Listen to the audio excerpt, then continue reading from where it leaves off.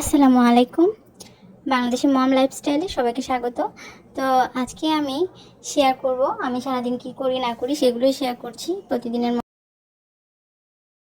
ব্রেডে নিউট্রেলা নিয়ে নিচ্ছি, আমার বাচ্চাকে দিব। আর আজকে আমরা সকালে ব্রেডই খেয়ে নিচ্ছি। সকালে আজকে ঘুম থেকে উঠতে দেরি হয়েছে, যার কারণে রান্না করতে দেরি হবে, তাই ব্রেড খেয়ে নিচ্ছি আজকে আমরা।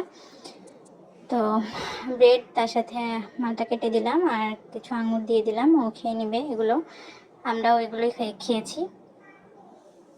ডিমটাও বেশি খেতে চায় না, এই জন্য ডিমটা রাখিনি সকালে। তো সকালের খাবার শেষ হয়ে গেল, এর মধ্যে আমি কি রান্না করব ভেবে পাচ্ছি না। তো ভাবলাম যে মাছই রান্না করি আজকে, কারণ প্রতিবেলায় রান্না যেহেতু করতে হয় আর আগে থেকে ভেবে রাখা থাকলে সেটা একটু ভালো হয়। আর এর মধ্যে আমি মাছটা ভিজিয়ে রেখে একটু বারান্দায় চলে আসলাম। বেশ বাতাস ছিল আজকে, দেখতে পাচ্ছেন গাছগুলো কিন্তু বাতাস দিচ্ছিল। আমাদের বারান্দায় বেশ বাতাস আসে, বাইরে বাতাস থাকলে বারান্দায় বাতাস পাওয়া যায়।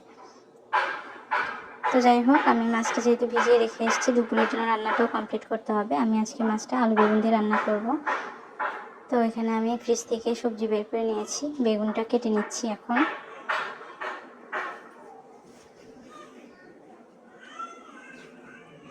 আলুটাও কেটে নিচ্ছি।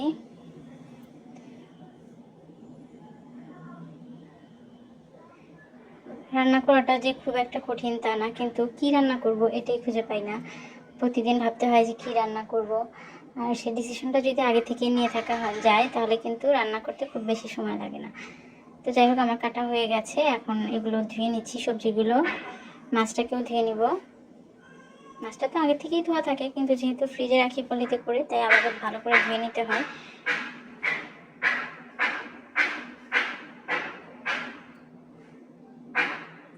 তো ওইদিকে আমি চুলায় একটি কড়াই দিয়ে দিয়েছি, মাছটাকে এখন রান্না করে নিব। আমি পেঁয়াজ কাঁচামরিচ দিয়ে দিলাম কড়াইয়ে, আর সরিষার তেলে রান্না করব, সরিষার তেল দিয়ে দিচ্ছি।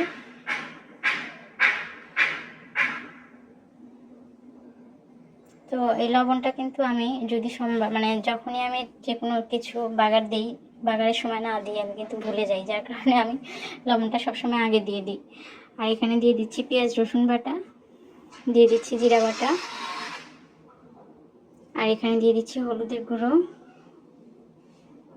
মরিচের গুঁড়ো, ধনিয়ার গুঁড়ো। তো এর মধ্যে একটু পানি দিয়ে দিচ্ছি, মশলাটা যেন পুড়ে না যায়, এই জন্য মশলাটা একটু কষিয়ে নেব। আর মশলাটা কষানো হলে এখন আগে থেকে ধুয়ে রাখা মাছগুলোকে দিয়ে দিচ্ছি।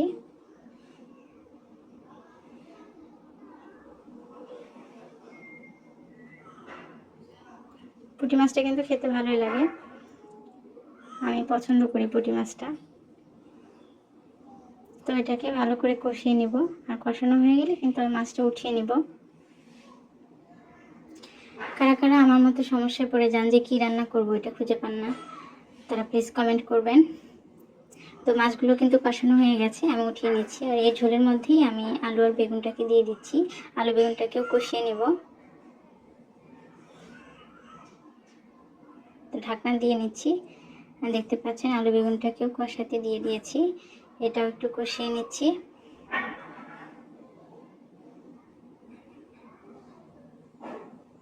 তবে খুব বেশি কষাতে যাবেন না, এতে করে কিন্তু বেগুনগুলো ভেঙে যায়, আর বেগুন ভেঙে গেলে তরকারি দেখতে একদমই ভালো লাগে না। তো আমার কিন্তু মোটামুটি কষানো হয়ে গেছে, আর এখন আমি পানি দিয়ে দিচ্ছি। তো আমার ভিডিওতে কিন্তু সামান্য নয়েজ থাকতে পারে, কেউ কিছু মনে করবেন না, কারণ আমি যখন ভয়েস দিচ্ছিলাম তখন আশেপাশে বেশ নয়েজ ছিল, কিন্তু কিছু করার নাই। তো এখন আমার তরকারিতে ঝোল দিয়ে দিচ্ছি, আর বরফ চলে আসছে, মাছগুলোও দিয়ে দিচ্ছি।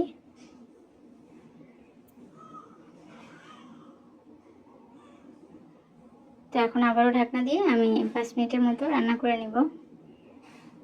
আর লবণটা আমি চেক করে নিয়েছি, ওটা একদম পারফেক্ট আছে। তো যাই হোক, আজকের মতো বিদায় নিব।